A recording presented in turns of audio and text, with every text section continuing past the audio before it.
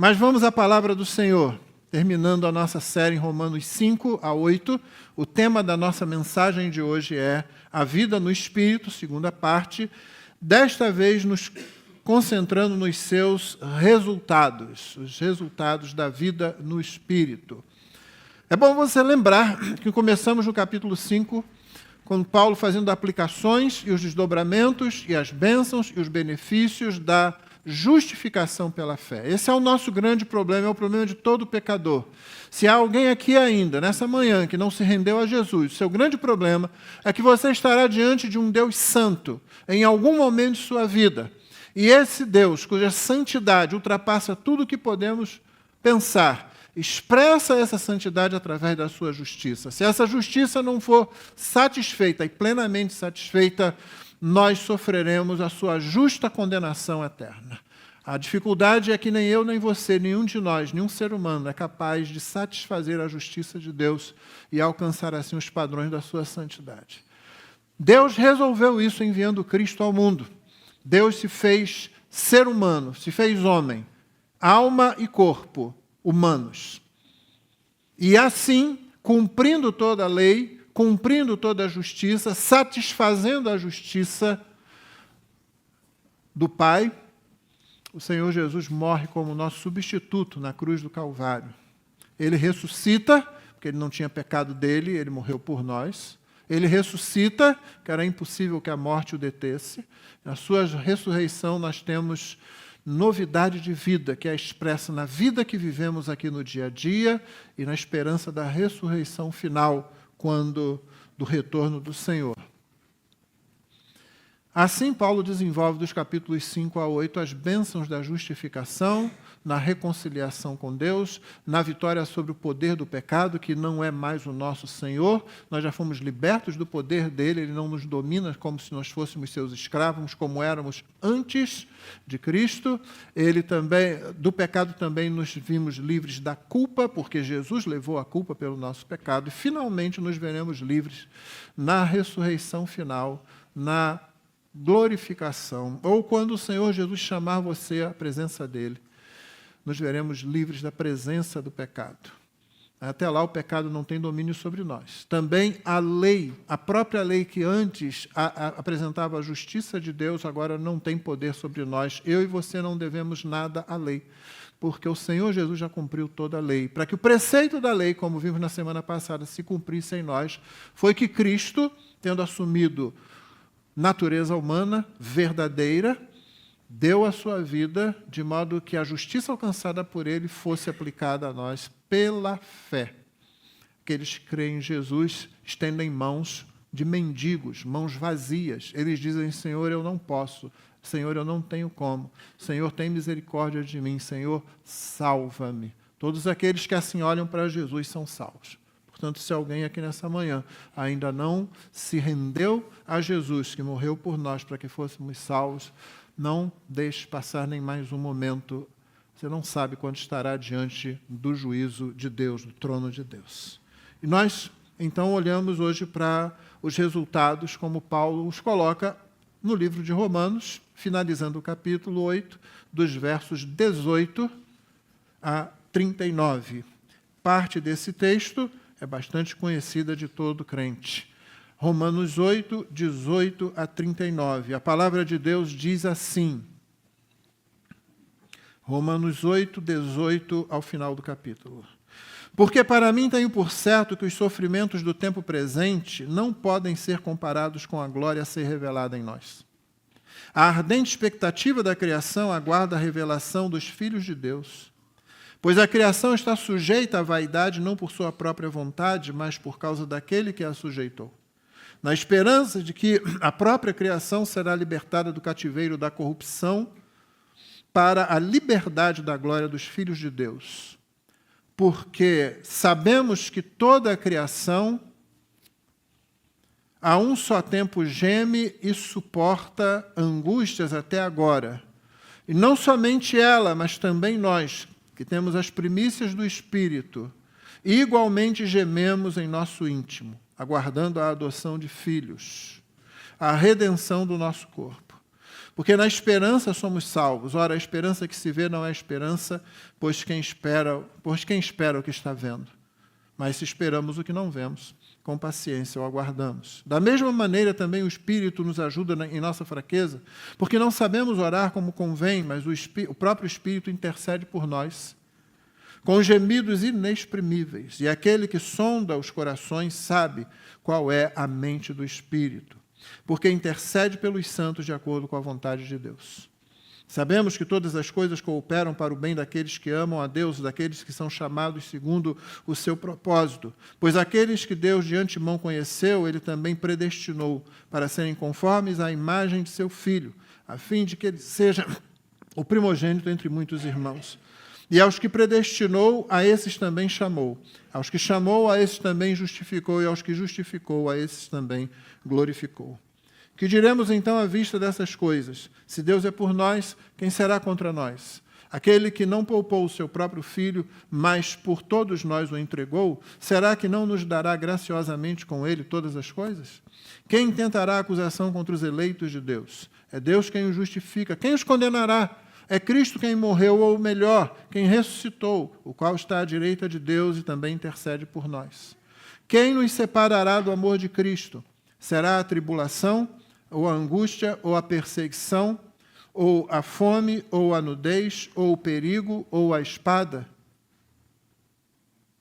Como está escrito, por amor de ti somos entregues à morte continuamente.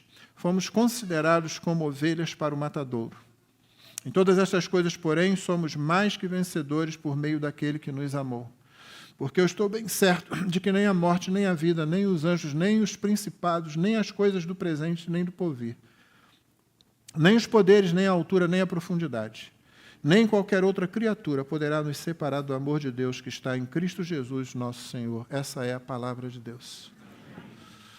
O Senhor tem nos agraciado com a sua palavra e, neste texto em particular, Paulo conclui a carta aos Romanos com uma grande crescente nota de vitória, de confissão de vitória. O texto nos leva, porém, a um conceito de vitória bastante diferente do que temos encontrado nas igrejas por aí. Eu procurei, ao longo dessa semana, algumas letras de músicas que falassem sobre vitória, e o que eu encontrei foi assim muito desanimador. A maioria delas fala sobre música, sobre vitória com relação aos problemas da vida. Desses que são causados para todo mundo, por qualquer coisa, pelas circunstâncias que tomam conta da nossa vida. Não necessariamente pelas circunstâncias que tomam conta da vida dos crentes. Ou seja, é como você lê Lucas 9, 23 erradamente. Naquele texto, Jesus diz: se alguém quer vir após mim, negue a si mesmo dia a dia, tome a sua cruz e siga-me. O que significa cruz neste verso? Ou melhor, o que cruz não significa nesse verso? As pessoas olham para esse verso e pensam que ele está falando das dificuldades da vida. Talvez uma doença, um marido alcoólatra, um filho que está tomando um caminho ruim. Não, o Senhor Jesus não está falando nada disso. A cruz que carregamos e que Jesus se referiu não tem absolutamente nada a ver com as dificuldades que podem atingir qualquer ser humano na Terra. Ela é única e exclusivamente pertencente aos cristãos. É a cruz de Cristo, é aquilo que você carrega como nossos irmãos na Nigéria, aquilo que você sofre porque você é crente, porque você crê em Cristo. Entender esse texto equivocadamente é o mesmo que faz com que entendamos vitória equivocadamente.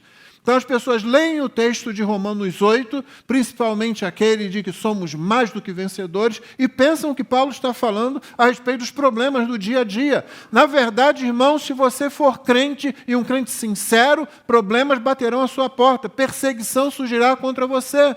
Você não precisa ser masoquista, você não precisa procurar por ela, você não precisa ser grosseiro com as coisas de Deus como testemunha para os não crentes, basta você ser crente, basta você agir como crente. Começa geralmente assim, ela pensa que é melhor do que nós. Ele parece que acha que é melhor porque ele é crente. É o oposto da nossa doutrina, o contrário do que ensinamos. Mas é por aí que já começa a oposição. E depois, se você se mantém firme, principalmente quando você está cercado de pessoas fazendo algo errado. Eu me lembro a primeira vez que eu viajei a serviço, eu ainda trabalhava no Banco Itaú, isso foi lá no início da década de 80, foi a primeira vez que eu peguei um avião na ponte aérea Rio-São Paulo. Cheguei no primeiro almoço junto com a equipe lá e todo mundo na mesa pediu uma nota fiscal com um valor além, um valor maior. E o garçom, quando virou para mim, eu disse, não me dá no valor exato. E todo mundo olha assim. Mas como eles sempre me respeitaram, eles... Não sei o quê. Ninguém tinha nada para falar, entendeu? Mas alguns certamente pensavam, ele deve achar-se melhor do que nós. Começa por aí. E como vamos ver, irmãos, nós temos o mundo contra nós. Essa que é a verdade. Né? Então precisamos compreender bem. Eu fiquei desanimado, porque as músicas não são realmente... muito favoráveis quando você começa a ouvir sobre vitória. A impressão que dá é que você não vai ter nenhum problema na sua vida. Na semana passada nós vimos que depois de tratar de como a justificação funciona, de como aquele conflito do crente também, a sua solução funciona, e de como a nossa adoção funciona, nos dando a garantia de fazermos parte da família de Deus, Paulo termina, na verdade, o texto dizendo no versículo 17, que antecede o que nós lemos agora. Ele diz, se somos filhos, somos herdeiros, herdeiros de Deus, co-herdeiros com Cristo, se com Ele sofremos, para que também com ele sejamos glorificados. Então, ele havia terminado essa sessão com sofrimento. Sofrimento que ele já havia citado lá no início, no capítulo 5, verso 3. Não somente isto, mas também nos gloriamos nas tribulações. Ou seja, uma das bênçãos da justificação é que você tem paz com Deus. Outra bênção que segue a essa é que você entende que pode se gloriar até nas tribulações. Porque as tribulações produzem, ou a tribulação ela produz perseverança, que produz experiência, virtude, e que produz, por sua vez, esperança. Esse é o caminho do crente. Justificado, pois, tem paz com Deus, mediante a fé em Cristo. Paz com Deus, então, agora ele olha para a vida de forma diferente. Mesmo as tribulações são motivo de dar graças a Deus. Não porque Deus seja cruel, não porque sejamos masoquistas, mas porque a tribulação, vista da ótica de quem foi justificado por Cristo no Calvário, ela produz perseverança, que produz experiência, que produz, por fim, e que renova sempre a nossa esperança. Por isso que Paulo voltou ao tema nesse versículo 17 que eu acabei de ler. Nós não somos escravos, nós não somos estranhos, nós somos filhos adotados e assim nós somos herdeiros. E por que Paulo, então, volta ao tema do sofrimento? Porque começar uma exposição sobre vitória em Cristo com esse tema em particular. Na verdade, o tema vai estar presente até o final desse capítulo, não só aqui. Ele vai começar essa parte e vai terminar essa parte. O verso 36 diz, como está escrito, por amor de ti, somos entregues à morte continuamente. Fomos considerados como ovelhas para o matadouro. A razão é que da teologia cristã o sofrimento não é omitido. Também, na teologia cristã, o sofrimento não é idolatrado. Ele não tem proveito nenhum em si mesmo. Sofrer por sofrer não traz nenhum benefício, nem a crente, nem a não crente. O sofrimento por si só. Na teologia da Bíblia, o sofrimento é olhado através de duas lentes. A primeira, a da justificação. E por isso Paulo pôde escrever no capítulo 5, justificados, pois, mediante a fé, temos paz com Deus, por meio de nosso Senhor Jesus Cristo, pelo qual obtivemos também acesso pela fé a esta graça, na qual estamos firmes. E nos gloriamos na esperança da glória de Deus. Não somente isso, mas também nos gloriamos nas tribulações, sabendo que a tribulação produz perseverança. A lente da justificação faz você olhar para o sofrimento de forma diferente. Mas também a lente da glorificação. Você nota que aqui no capítulo 5, no início, Paulo disse: nós nos gloriamos na esperança da glória de Deus. E aí nos gloriamos nas tribulações. Então, a lente da justificação é seguida pela lente, ou trabalha junto com a lente da glorificação, quando você fala, quando você pensa, quando você atravessa sofrimento. Por isso que no versículo 18, primeiro do texto que lemos, Paulo escreve: porque para mim tenho por certo que os sofrimentos do tempo presente não podem ser comparados com a glória a ser revelada em nós. Irmãos, se a ideia de Paulo fosse que a fé em Cristo resolveria todos os nossos problemas, ou pelo menos resolveria os grandes problemas, Paulo teria entrado nesse assunto, dito isso, ensinado como agir para conseguir viver dessa forma. Ele não faz isso em nenhum momento quando ele trata de sofrimento, mas ele diz coisas como essa: os sofrimentos do tempo presente não podem ser comparados com a glória a ser revelada em nós. É por isso que daqui a pouco ele vai dizer: nós somos salvos em esperança. Nós somos salvos olhando para frente. É interessante porque alguns de nós, alguns crentes, às vezes aceitam a acusação do mundo, e muitos, principalmente os que se julgam intelectuais capazes, olham para o crente e falam como Karl Marx, aquele cara que não tem absolutamente nada de bom para você. A religião é o ópio do povo. A religião embriaga o povo. A religião tira o povo da realidade. Não! A verdadeira religião, a da Bíblia, a fé em Cristo, da justificação e da glorificação, coloca você dentro da realidade. E a realidade é que aquilo que é visível passa. Paulo ensina isso, o apóstolo João ensina isso. Aquilo que é invisível é permanente, é eterno. Por isso o crente olha com esperança para o futuro. Não, o crente não quer tirar os pés do chão, mas como disse C.S. Lewis em outro lugar, aqueles que têm a cabeça no futuro, a cabeça no céu vindouro, são os que se tornam mais relevantes para essa realidade aqui. Pedro também escreve: pelo contrário, alegrem-se na medida em que são coparticipantes dos sofrimentos de Cristo, para que também na revelação da sua glória vocês se alegrem exultando. Isso está em 1 de Pedro 4,13. O crente olha para o sofrimento diferente. Ele não ignora, ele não idolatra, ele lida com ele com as lentes da justificação e da glorificação. Então, no que se segue, Paulo vai tratar desse assunto. Paulo chama a atenção para esse assunto por pelo menos 3 razões, antes da gente entrar no texto propriamente dito. Primeiro, o sofrimento vai fazer parte da vida de todo cristão. Essa é a primeira razão. O sofrimento vai fazer parte da vida de todo cristão. Dificilmente um cristão vai passar pela vida sem sofrimento, eu diria que nenhum cristão, porque o próprio conflito interno gera sofrimento em você. Aquele conflito que vimos no capítulo 7.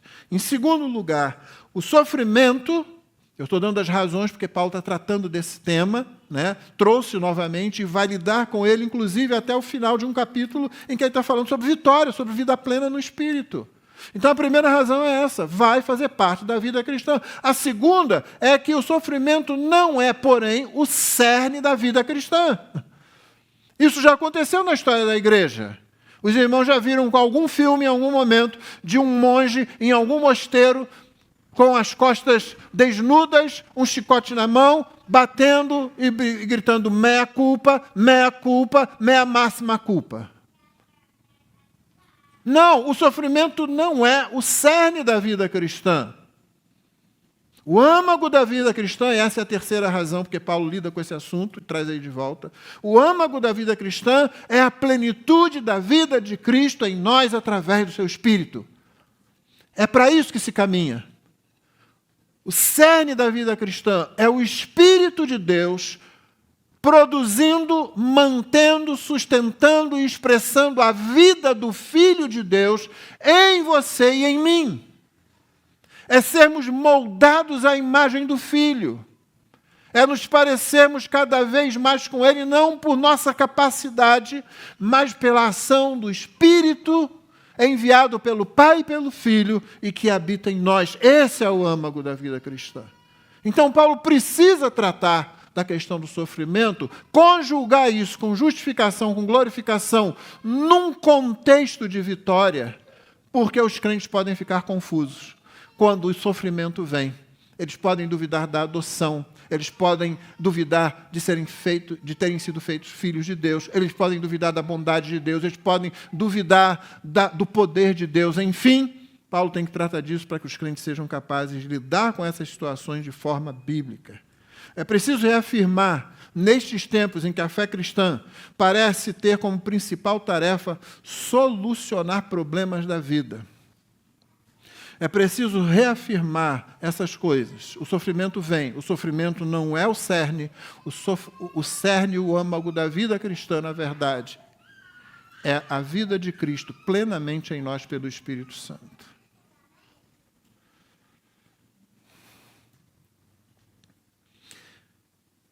A mensagem que é muitas vezes pregada atualmente, de que a fé cristã existe para resolver problemas, ou de que vitória significa uma vida sem dificuldades, não tem sua base na Bíblia, tem sua base no egoísmo humano, no medo humano, em qualquer dessas coisas, mas nunca na palavra de Deus ou no Evangelho.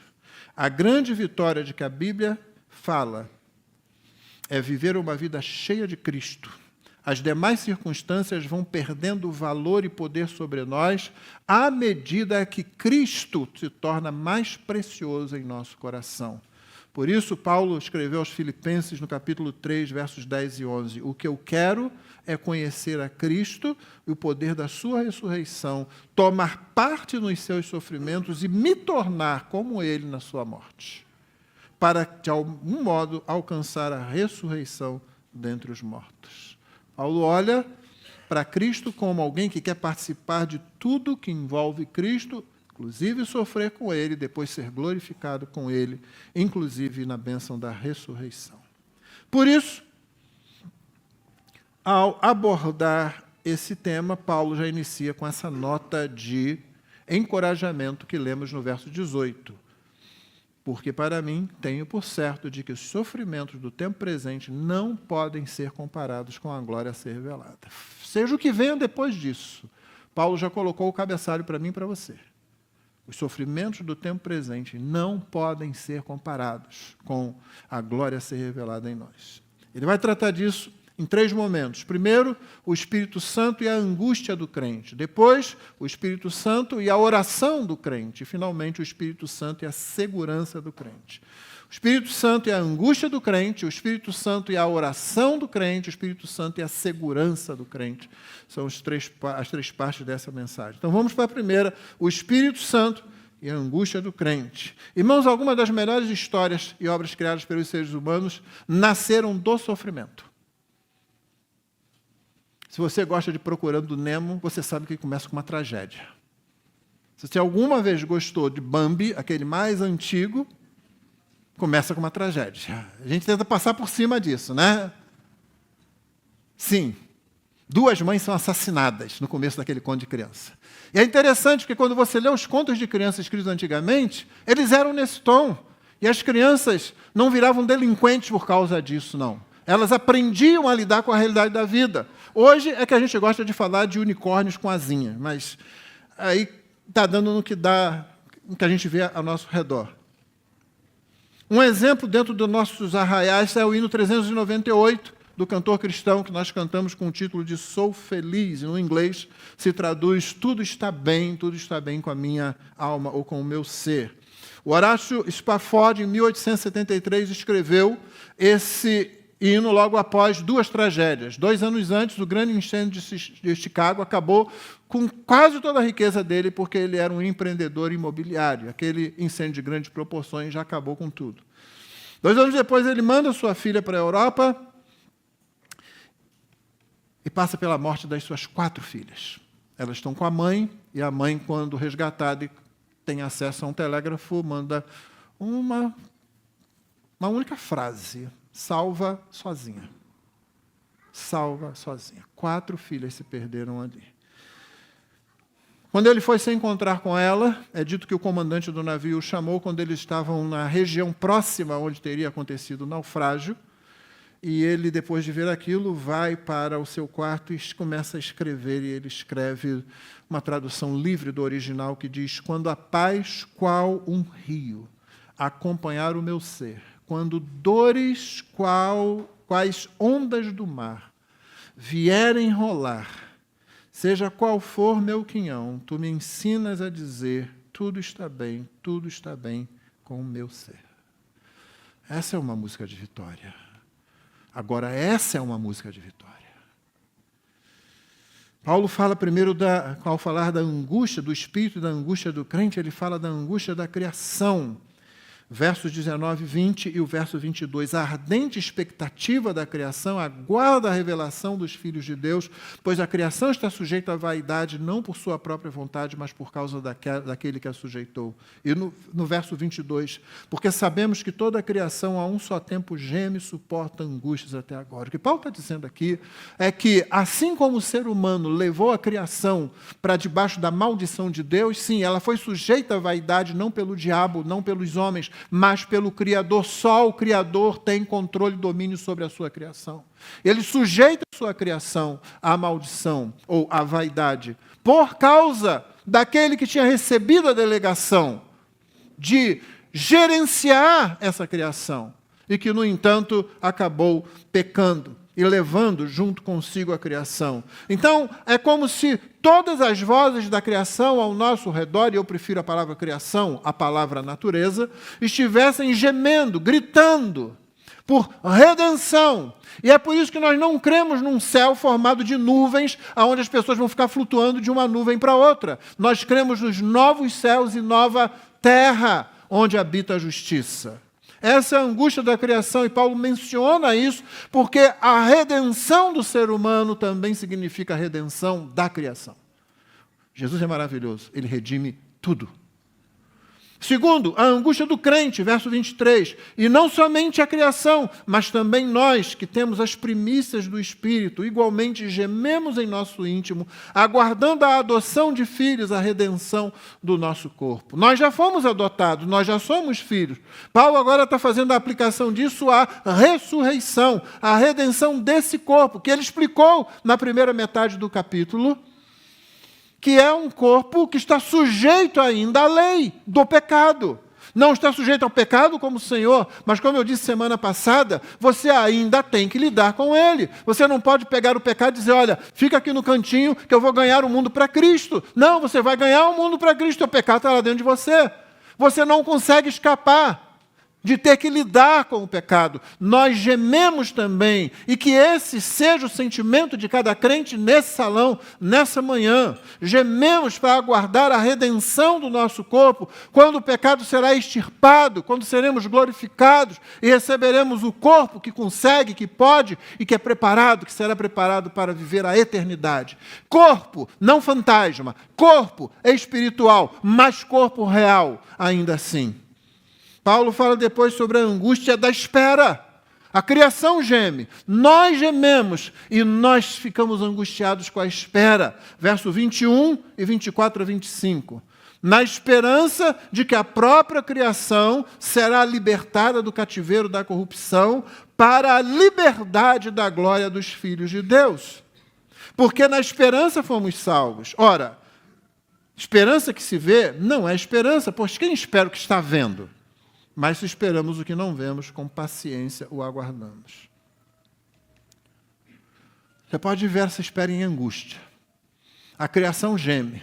Nós gememos, mas nós não gememos por angústia. Não deve ser assim. O Espírito Santo que está em nós nos prepara a cada dia, a cada momento, para a eternidade. Você está sendo preparado para a eternidade. Você não está sendo preparado para resolver os problemas que surgirem amanhã. Você não está sendo preparado para resolver o problema da sua saúde ou do seu desemprego. Sim, Deus abençoa essas coisas, conforme a sua vontade. Mas o grande plano é tornar você igual a Jesus, parecido com Jesus, formado na forma que é Jesus, porque você está sendo preparado para a eternidade. É para lá que você está indo, é para lá que nós estamos indo. Então nós esperamos com paciência, e é o Espírito Santo que faz isso. O Espírito que nos foi dado, o Espírito que aplicou a justificação à nossa vida na forma da santificação e que aplicará a glorificação aos nossos corpos. Ele é quem hoje nos conduz enquanto passamos pela angústia de estar numa criação que geme, de nós mesmos ansiarmos pela redenção do nosso corpo, e enquanto esperamos. A seguir, Paulo fala sobre o Espírito Santo e a oração do crente. O crente não enfrenta as lutas da vida cristã e a espera pela redenção final sozinho. O Deus Espírito que habita na igreja e habita em nós, nos capacita na caminhada com um dos mais importantes meios de graça, que é justamente a oração. Paulo diz isso em dois momentos. Primeiro, o Espírito nos auxilia na oração. Versos 26 e 27. Da mesma maneira também o Espírito nos ajuda em nossa fraqueza, porque não sabemos orar como convém, mas o próprio Espírito intercede por nós com gemidos inexprimíveis. E aquele que sonda os corações sabe qual é a mente do Espírito, porque intercede pelos santos de acordo com a vontade de Deus. Começando de trás para frente. Sim, o Espírito também tem um papel na intercessão por nós. Mas no segundo lugar, que aqui vem no primeiro verso, no verso 26, o Espírito nos auxilia nas nossas orações. Sim, toda oração minha e sua será imperfeita. Guardou? Agora vamos adiante, porque senão eu e você vamos ficar achando que nós não devemos melhorar as nossas orações. Eu já tenho dito nessa igreja por muitos anos, as nossas orações precisam ser informadas pela palavra de Deus. Oração não é catarse. Eu não tenho nada contra a catarse, não, irmão. Mas já disse para os irmãos como é que eu prefiro fazer a minha. Um par de tênis nos pés e uma corrida. Faz muito mais por mim. Uma boa caminhada, como o Renato gosta, né? Preferência bem longa, né? Quem lê, entenda. Oração não é catarse. Sim, ela pode ter algum efeito nesse sentido até, porque você está falando com alguém.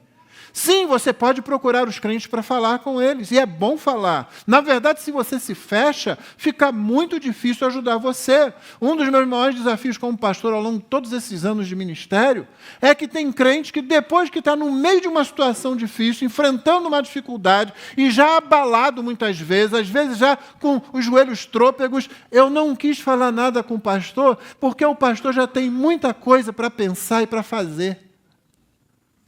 Você sabe por que eu ouvi isso? Eu não vim para o pastor fazer o trabalho que o pastor foi chamado para fazer, porque o pastor está fazendo o trabalho que foi chamado para fazer. Essa é a lógica dessa situação. E se você se fecha, você se coloca fora de alcance. É bom falar, sim. Principalmente se você fala com pessoas maduras. Não é falar com qualquer um. É falar com pessoas maduras na fé, que possam ouvir você do jeito certo. O que é mais importante do que falar é ouvir. E você só consegue ajudar alguém, aconselhar alguém, quando você sabe ouvir. E ouvir é treinamento pela palavra de Deus. E falar com Deus é treinamento pela palavra de Deus. A oração precisa ser informada pela palavra, moldada pelo ensino da palavra. Leia os Salmos têm sido o livro de oração da igreja, por toda a sua história. Você vê as orações nos Salmos, como elas são feitas. A oração de outros crentes ao longo do tempo. Toda terça-feira, quando nós temos o estudo bíblico aqui, é lida uma oração do livro Vale da Visão. É uma coletânea de orações puritanas, que muito nos abençoam, porque nos deixam ver um pouco da alma daqueles que viveram em outro momento, enfrentando diversos desafios, alguns piores do que os que nós enfrentamos, mas que se aproximavam de Deus, auxiliados pelo Espírito Santo, que intercedia neles e por eles. E é isso que acontece quando você ora. Por causa disso, nós devemos ser mais animados em melhorar as nossas orações para que elas sejam cada vez mais moldadas pela palavra de Deus. Não somente pelo nosso desejo, ou mesmo pelas necessidades.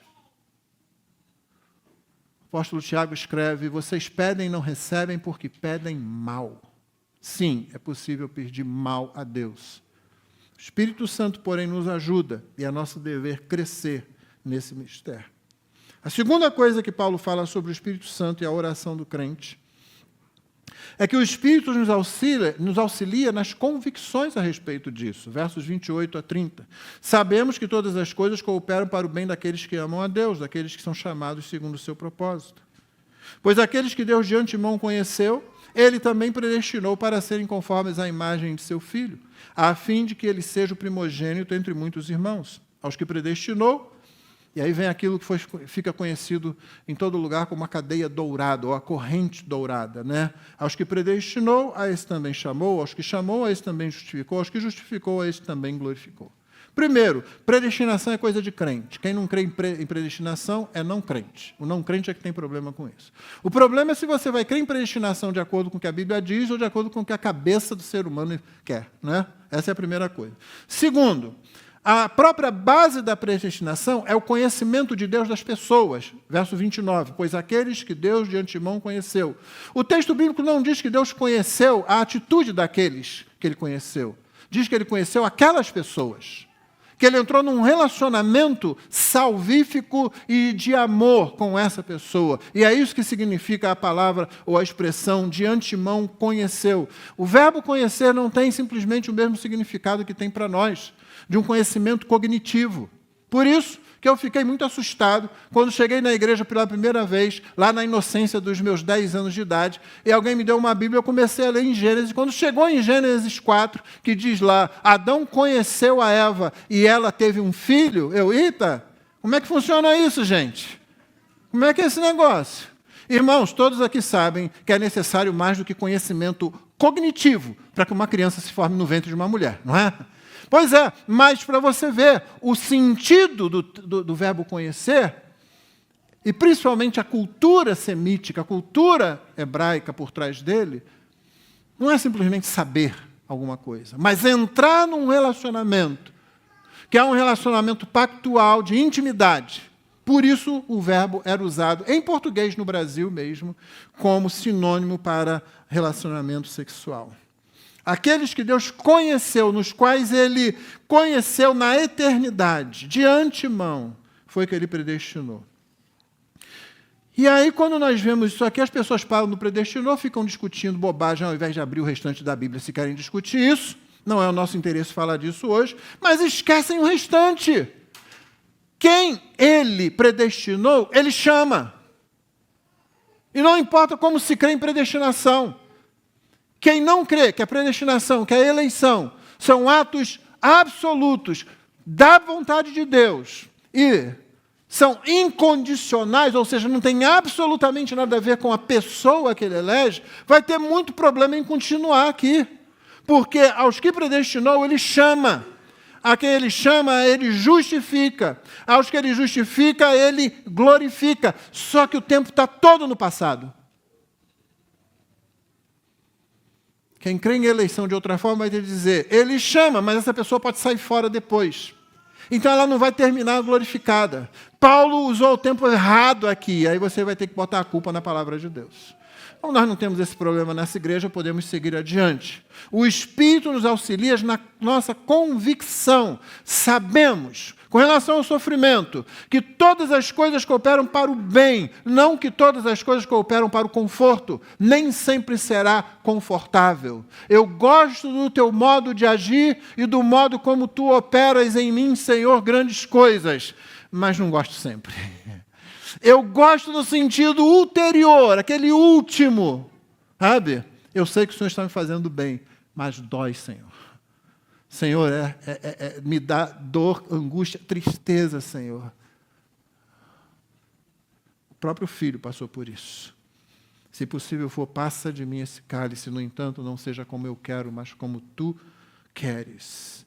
O Espírito vai conduzindo e condensando as nossas convicções. Sabemos, não temos dúvidas, Sabemos. Não é a primeira vez que Paulo usa essa palavra com esse mesmo sentido nesses 4 capítulos. Sabemos que o nosso velho homem foi com ele crucificado. Sabemos que todas as coisas cooperam para o bem daqueles que amam a Deus, inclusive o sofrimento, inclusive as coisas angustiantes. Não, a gente não vê isso na hora. A hora é hora de chorar, a hora é hora de segurar a mão, a hora é hora de trazer um abraço, a hora é hora de oração, uma oração silenciosa muitas vezes.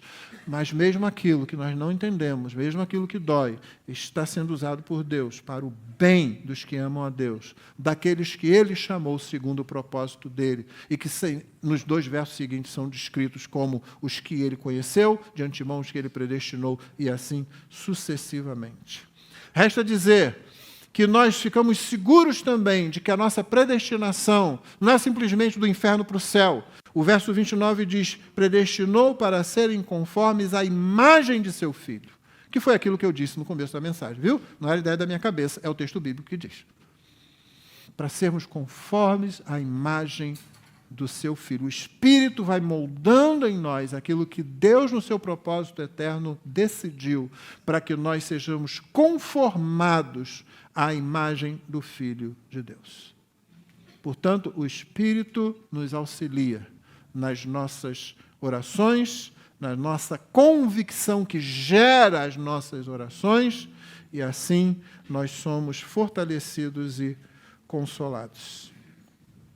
Por último, o Espírito Santo e a segurança do crente. Nós falamos sobre o Espírito Santo e a angústia do crente, o Espírito Santo e a oração do crente, e agora o Espírito Santo e a segurança do crente.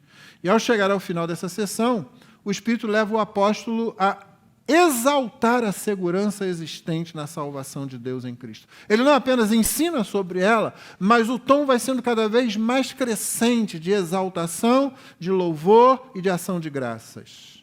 E ele faz isso através de 2 afirmações, ou de 2 ideias no restante do texto. Primeiro, é impossível perder as bênçãos da justificação. Segundo, é impossível perder as bênçãos da glorificação. Elas são asseguradas, e é isso que ele vai dizer para a gente agora. Então, nós estamos diante de um final majestoso, glorioso e digno de louvor. Mantenha essa atitude à medida que você lê. Isso ajuda a não distorcer o texto e ajuda a ser beneficiado pelo texto. É impossível perder as bênçãos da justificação. 31 a 36. Frase mais conhecida de Jim Elliot, que foi morto aos 28 anos, em janeiro de 1959, no Equador. A frase mais conhecida dele, aquele jovem missionário dedicado ao Senhor, é a seguinte: não é tolo aquele que dá o que não pode reter para ganhar o que não pode perder. Certamente essa é uma frase com conteúdo teológico denso, bíblico, e que produz louvor. Não é tolo aquele que dá o que não pode reter, como a própria vida, você não é dono dela, ela pode se tirar de você e você não vai ter nenhuma palavra sobre isso, dificilmente, para ganhar aquilo que você não pode perder. É impossível perder as bênçãos da justificação. Que diremos então à vista dessas coisas? Se Deus é por nós, quem será contra nós? A pergunta é retórica num sentido. Paulo não está dizendo que Deus pode ser ou não contra nós.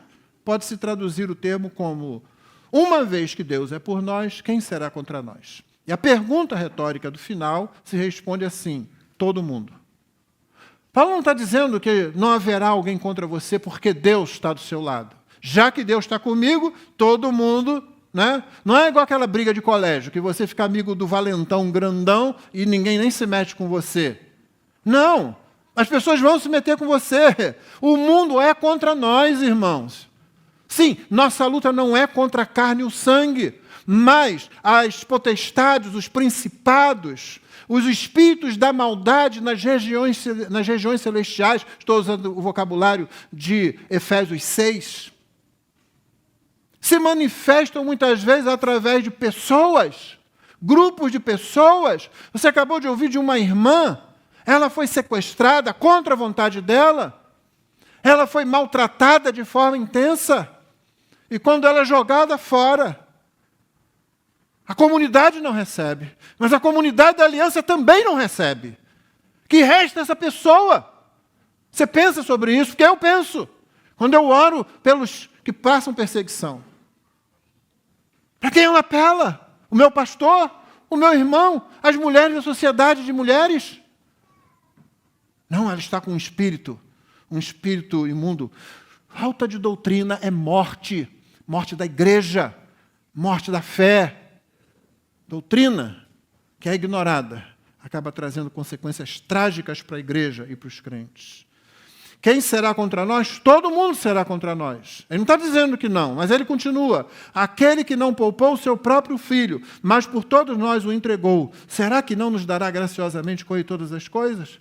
E poupar aqui nos leva quase que automaticamente para Abraão. Quando Deus poupa Isaque no Monte Moriá, que por sinal é mais ou menos a região onde o templo foi mais tarde erigido, próximo ao Calvário. Essa é basicamente a mesma região. Num momento, nessa região, o filho de Abraão foi poupado e substituído por um carneiro. Num outro momento, nessa mesma região, o filho de Deus não foi poupado. Deus dá tudo àqueles por quem ele deu seu próprio filho. Não tem como ser diferente. Aquele que não poupou o próprio filho, mas por todos nós o entregou. Será que não nos dará graciosamente com ele todas as coisas? Quem tentará acusação contra os eleitos de Deus? É Deus quem justifica. Quem os condenará? É Cristo Jesus quem morreu, ou melhor, quem ressuscitou, o qual está à direita de Deus e também intercede por nós. Você percebe? O diabo chega para acusar diante de Deus. Eu tenho uma acusação para fazer contra esse aqui. Ok, faça a acusação. Eu sou advogado dele. Ah, então tá bom, vamos para o tribunal. E chega lá, o advogado senta no lugar do juiz. Parece até um certo tribunal que a gente conhece aqui, não é? É vítima, é advogado, é investigador. Bom, mas deixa para lá. Só que aqui é o trono da justiça. Por que o advogado pode sentar? Porque, diferentemente dos covardes que a gente tem aqui, esse advogado tomou o lugar do réu. Deu a sua vida. Ele tem a autoridade para sentar na cadeira do juiz. E agora? Ele pagou o preço, que a dívida foi paga. Quem vai acusá-los? Deus o justifica. Quem vai condená-los? Cristo, quem morreu, melhor, quem ressuscitou. Está à direita de Deus e ainda intercede. Não só fez a sua obra lá no Calvário, mas está à direita de Deus o tempo todo falando assim, olha, ele é bom. Não, ele é bom. Pode receber, pai. Ele é bom. Não, ela é boa. Pode trazer. Sim, não. É do meu grupo. É minha irmã mais nova. Entendeu? É exatamente isso.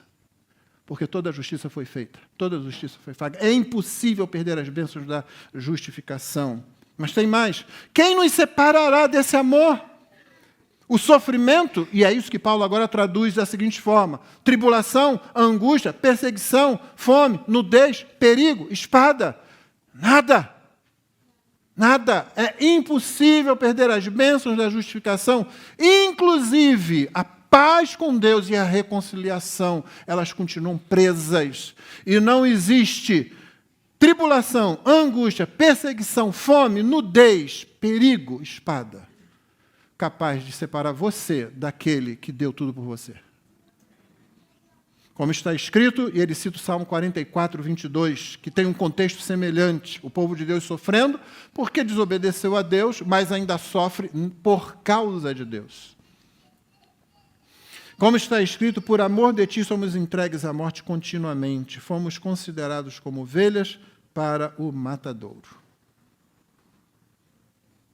Sim, ovelhas, matadouro, você sabe que ela não está indo ali simplesmente para tosquia. Tosquia é quando você tira a lã da ovelha. Matadouro é outra coisa. Faça a diferença entre salão de cabeleireiro e cadeira elétrica. É outra coisa. Então, por amor de ti, nós somos entregues à morte continuamente. O sofrimento fará parte da vida do crente, mas o sofrimento não é o foco principal da vida do crente. É impossível perder as bênçãos da justificação E é tolice você querer reter alguma coisa que pode ser tirada de você, como a sua vida, como sua segurança, como sua saúde, para evitar alguma coisa, ao invés de abraçar Cristo, mesmo que abraçar Cristo custe a sua vida, sua segurança, sua saúde. É tolice querer reter aquilo que você não pode reter.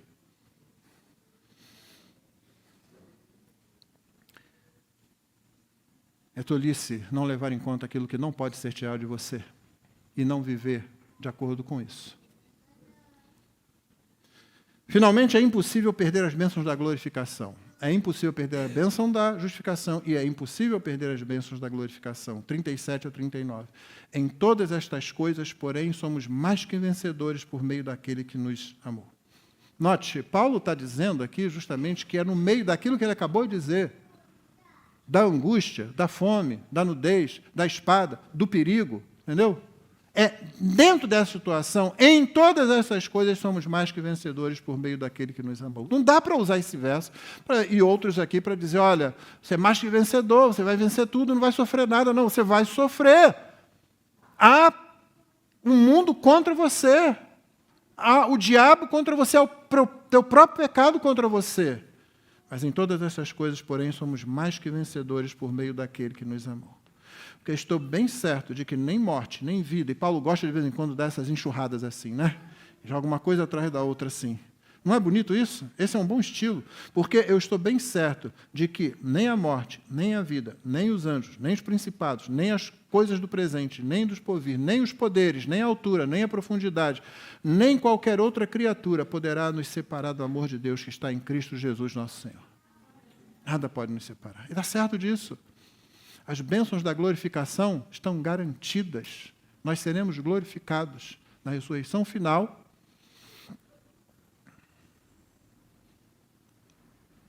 Não tem como mudar isso. Não tem como alterar isso. É impossível perder as bênçãos da glorificação. É por isso que Paulo termina desse jeito.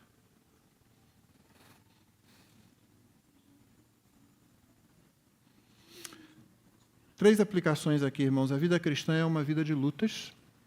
Ficou óbvio isso, não é? Não fuja da luta. A vida cristã focaliza na vitória. A vida cristã focaliza na vitória de Cristo. Sim, focalizamos na vitória, mas é na vitória de Cristo. A nossa maior derrota é deixar nossa vida com Cristo esfriar. É aí que está a derrota do crente. Não é quando ele fica doente, não é quando ele perde alguém, não é quando o emprego desaparece, é quando ele deixa a vida com Cristo esfriar. É quando nos afastamos de tudo que diz respeito ao reino. Uma vida devocional pobre resultará numa visão empobrecida de Deus, de si mesmo e da realidade. Você é sempre vencedor quando mantém os olhos em Jesus. Numa outra estrofe, traduzindo livremente do original do hino Sou Feliz, o Horatius Spander diz: mas, Senhor, é por ti, por tua vinda esperamos. O céu, não a sepultura, é o nosso alvo. Ó trombeta do anjo, ó voz do Senhor, bendita esperança, bendito descanso da minha alma. Tudo está bem com o meu ser. Quando as trevas parecerem confundir o caminho, irmãos, vamos nos lembrar daquele velho hino que diz assim: olha para Jesus, contempla o seu rosto de amor, verás a luz divinal brilhar com fulgor resplendente, sem par. Ou traduzindo livremente do original, mais uma vez, volte seus olhos para Jesus, contemple plenamente seu rosto maravilhoso, e as coisas da terra perderão o brilho à luz de sua glória e de sua graça. Deus nos abençoe. Então, vamos orar. Obrigado, Senhor, porque o Senhor nos fala. Obrigado porque é impossível perder as bênçãos que Jesus adquiriu para nós na cruz. Obrigado, Senhor Deus, porque o Teu Espírito que habita em nós nos conduz de forma definida, de forma objetiva, de forma garantida até aquele dia final, até o reino glorioso dos novos céus e da nova terra. Abençoa-nos com isso, e se há alguém aqui nessa manhã, ou ao alcance da transmissão, que ainda não se rendeu a Jesus, que essa seja uma manhã de salvação na vida dessas pessoas. É a oração que fazemos em nome de Cristo. Amém.